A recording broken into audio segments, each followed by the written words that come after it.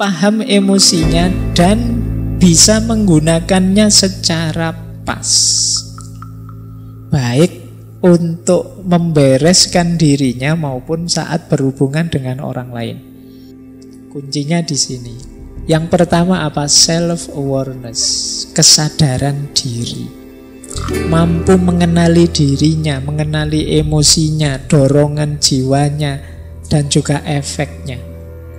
Jadi ngerti emosi-emosi yang bermain dalam dirinya. Dia bisa memprediksi kalau situasinya begini nanti aku mesti begini, kalau kondisinya begini nanti aku mesti begitu. Ini orang yang sadar emosi. Yo, kalau tidak sadar emosi gimana kita ngontrolnya? Jangan dikira ini mudah loh. Banyak orang yang tidak mengenali emosinya. Banyak orang yang marah tapi tidak tahu kalau dia marah atau tidak sadar kalau dia marah.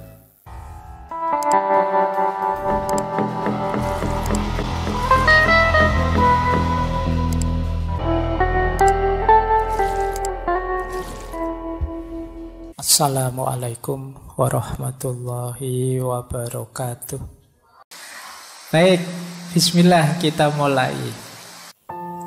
Jadi orang yang cerdas secara emosi adalah orang yang mampu dan kuasa untuk mengenali dan memahami emosinya. Ini yang pertama. Jadi paham emosinya. Jangan dikira ini mudah loh. Banyak orang yang tidak mengenali emosinya. Banyak orang yang marah tapi tidak tahu kalau dia marah atau tidak sadar kalau dia marah. Mas mbok jangan marah gitu. Siapa yang marah? Nah, itu kan namanya tidak sadar kalau dia marah. Jadi orang yang cerdas emosi itu bisa menjelaskan dirinya. Dia paham dirinya. Ini saya sedang marah ini. Saya sedang gembira ini. Saya sedang sedih ini. Kan banyak orang yang menyangkal emosinya sendiri. Wah, kamu jatuh cinta ya? Enggak, katanya siapa. Tapi tiap hari stalking, lihat Facebooknya, lihat. Jadi paham emosinya dan bisa menggunakannya secara pas. Baik untuk membereskan dirinya maupun saat berhubungan dengan orang lain. Ini namanya cerdas secara emosi. Diri sendiri dan yang lain. Karena nanti ada kalanya orang itu bagus untuk dirinya sendiri, tidak bagus untuk orang lain. Atau sebaliknya. Bagus untuk orang lain, tidak bagus untuk dirinya sendiri. Kalau dalam etika filsafat itu orang yang bagus untuk dirinya sendiri tapi buruk untuk yang lain namanya orang egois. Ada orang yang mengorbankan dirinya untuk orang lain, berarti kan bagus untuk orang lain tapi jelek untuk dirinya, namanya orang altruis. Jadi, orang cerdas emosi itu imbang. Ya baik buat dirinya, baik juga buat orang lain. Dan dia paham tentang emosi-emosi yang ada dalam dirinya. Jadi ada 5 nanti 5 kunci kecerdasan emosi. Jadi orang yang cerdas secara emosi itu cirinya 5. Yang pertama self-awareness, yang kedua self-regulation, yang ketiga motivation, yang keempat empati, yang kelima social skill. Kuncinya di sini. Yang pertama apa? Self-awareness, kesadaran diri. Mampu mengenali dirinya, mengenali emosinya, dorongan jiwanya, dan juga efeknya. Nah, ini namanya self-awareness. Wah, saya itu biasanya kalau ketemu teman yang seperti itu mudah tersinggung. Nah, ini mampu mengenali dirinya. Harus hati-hati ini saya. Nah, itu sadar diri. Wah, ini ngajinya sampai jam 10. Lama, saya biasanya tidur jam 9, berarti nanti mesti aku ngantuk. Kalau aku ngantuk, pikiran tidak jernih. Kalau pikiran tidak jernih, ya ngajinya tidak bisa masuk. Kalau kadang-kadang kalau ngantuk tidak ngerti kiri kanan, akhirnya nendang gelas. Kemudian, nah ini self-awareness, sadar diri. Jadi ngerti emosi-emosi yang bermain dalam dirinya. Dia bisa memprediksi kalau situasinya begini, nanti aku mesti begini. Kalau kondisinya begini, nanti aku mesti begitu. Ini orang yang sadar emosi. Yo, kalau tidak sadar emosi, gimana kita ngontrolnya?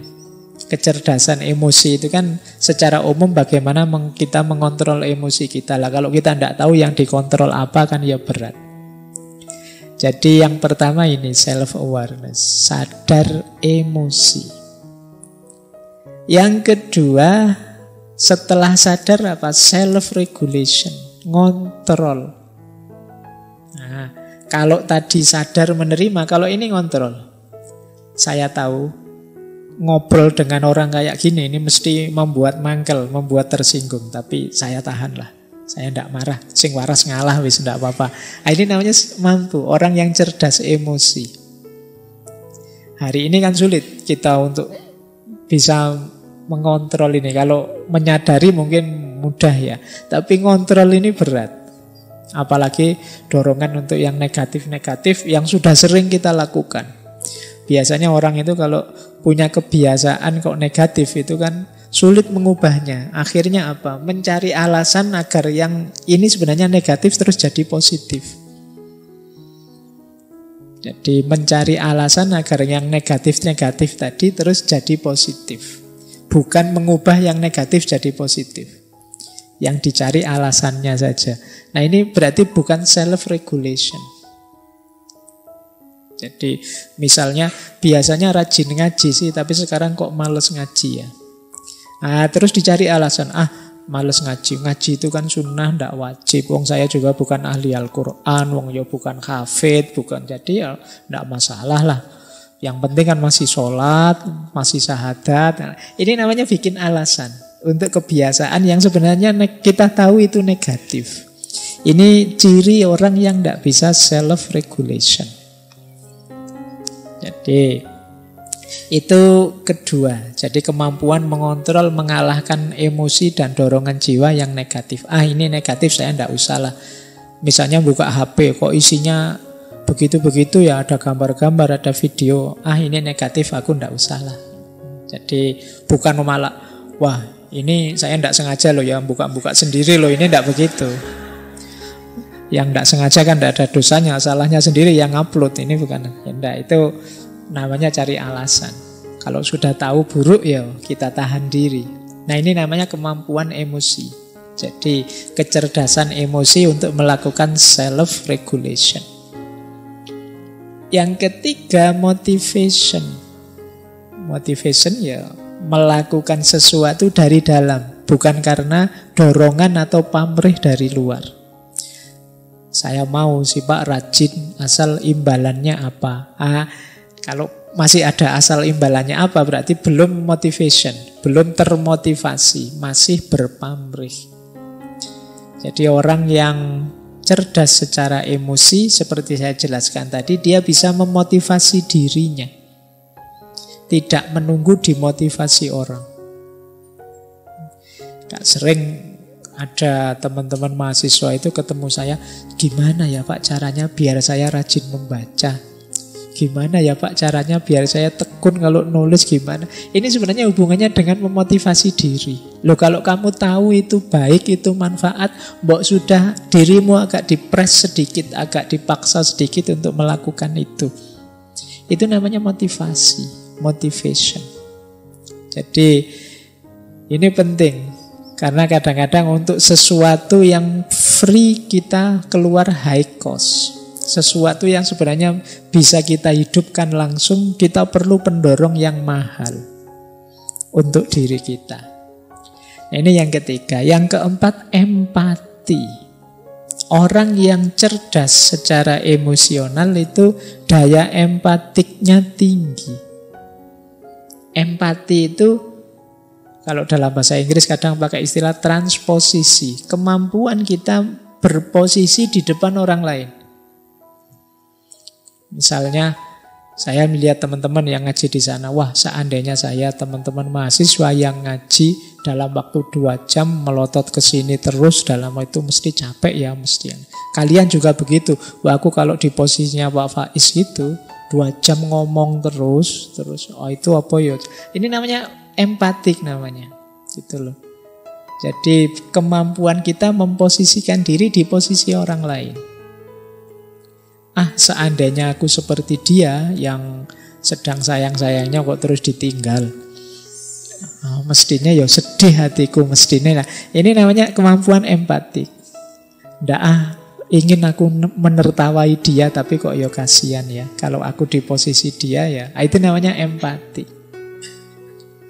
Kalau aku di posisi dia jadi orang yang khilaf sih tidak sengaja, tapi kemudian diserang kiri kanan, dimarahi, dianui, wah mestinya ya sedih. Sudahlah aku tidak usah ikut maki-maki, tidak usah menyerang.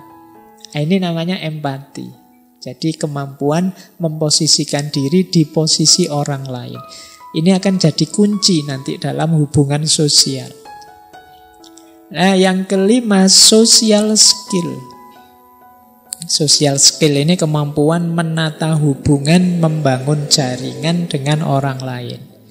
Jadi orang yang mudah bergaul, enak bergaul, gampang diterima di mana-mana, itu namanya social skill. Ini ciri dari kecerdasan emosi. Orang yang cerdas emosi itu kan luwes seperti tadi. Jadi bisa masuk kemana-mana, diterima di mana-mana. Nah ini namanya kemampuan social skill. Nah, maka teman-teman untuk membangun kecerdasan emosi, kita dibutuhkan 5 kemampuan.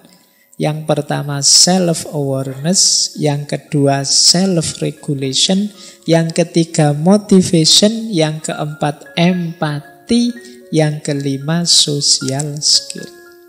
Ini diingat-ingat nanti kuncinya di 5 hal ini. Baik, sekarang indikator. Indikator ini nanti sebenarnya untuk mengukur apakah aku sudah cerdas secara emosi atau belum. Jadi yang pertama apa? Orang yang cerdas emosi itu biasanya mampu mengatasi stres, mengatasi tekanan. Jadi dia bisa bertahan meskipun mengalami peristiwa-peristiwa buruk. Tidak hancur karena tekanan.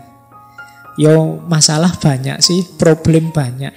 Pak saya itu sudah terancam DO, kemudian uang habis, kos-kosan belum bayar, kemudian pacar lari misalnya. Misalnya itu kan ruwet. Tapi saya ya tak bikin santai lah Pak, seneng saja lah Pak. Ini namanya cerdas secara emosi. Jadi mampu mengelola problem, tidak hancur karena problem. Nah, meskipun kadang kamu itu cerdas apa ndak waras.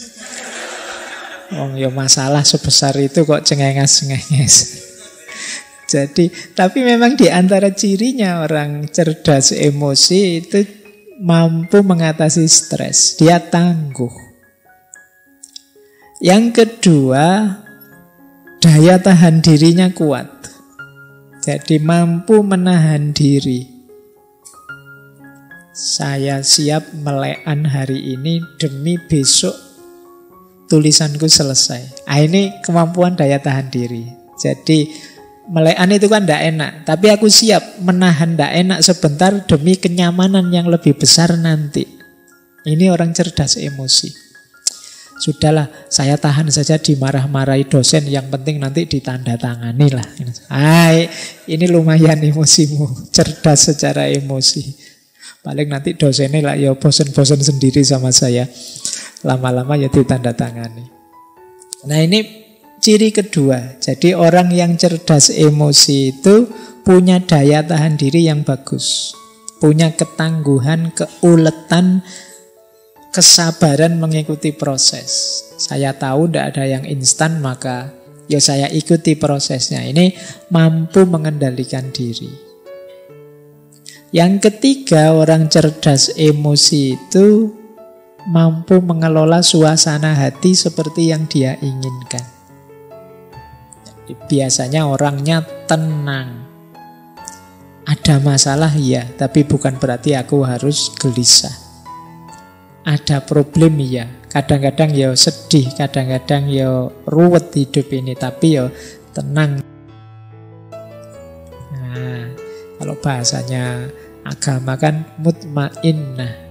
Jadi batinnya sudah stabil. Apapun yang terjadi tidak belok-belok sudah, tidak naik turun lagi. Nah, ini orang yang cerdas secara emosi. Yang keempat, mampu motivasi diri. Tadi sudah dijelaskan ya, bagaimana orang tidak perlu pendorong dari luar dirinya untuk melakukan sesuatu. Yang kelima, mampu memahami orang lain lewat empati. Dan yang keenam, mampu bergaul dengan baik. Kok punya teman pintar sekali bergaul, di mana-mana disukai. Ini berarti kecerdasan emosinya tinggi. Berarti apa, teman-teman? Melatih kecerdasan emosi itu sebenarnya melatih untuk melakukan 6 hal ini. Yang pertama, latihan untuk tangguh, tidak runtuh meskipun banyak masalah yang menekan kita. Yang kedua, latihan mengendalikan diri, menahan diri. Yang ketiga, latihan tenang, latihan mengendalikan suasana hati. Yang keempat, mampu memotivasi diri kita untuk melakukan sesuatu tanpa butuh pendorong, tanpa butuh pamrih dari luar diri. Yang kelima, mampu empatik, memahami orang lain di posisinya. Dan yang terakhir, mampu bergaul dengan siapa saja dengan cara menyenangkan, mampu tenggang rasa terhadap orang lain. Nah, ini 6 indikator orang yang cerdas emosinya. Baik, saya kira itu. Kurang lebihnya mohon maaf. Wallahul muwaffiq, wallahu a'lamu bissawab. Wassalamualaikum warahmatullahi wabarakatuh. Waalaikumsalam warahmatullahi wabarakatuh.